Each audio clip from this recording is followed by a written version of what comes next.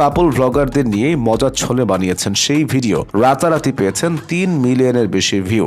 আর এটাই গায়ে লেগেছে টিকটকার ফারহানের। কারণ কি? কারণ অবশ্যই রয়েছে। শোনা যায় ফারহান একসময় বিদেশে ছিলেন, এরপর দেশে এসে করেছেন বিয়ে, তারপরে শুরু করলেন কাপল ব্লগ। এবার গায়ে লাগার ব্যাপারটা বুঝতে পারছেন নিশ্চয়ই।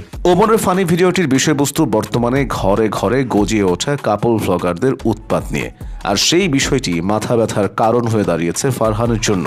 তিনি রীতিমতো ওমরের নামে কুৎসা গাইতে শুরু করেছেন। ক্যামেরার সামনে এসে বলছেন যাচ্ছে তাই যুক্তিহীন কথা। যেমন এক ভিডিও আপলোড করে সেখানে ওমরকে ঠেস দিয়ে বলেছেন, টিকটকারদেরকে রোস্ট করে কামাইছে অনেক বেশি টাকা, এখন পুরনো টেকনিক কাজ না করাতে কাপল ব্লগারদের পেছনে পড়ছো কাকা। অন্যদিকে ওমর অন ফায়ার তার স্বভাব মতো ভিডিও আপলোড করে বলেছেন, এই কথাটা সকল কাপল ব্লগারদেরই মনে রাখা দরকার।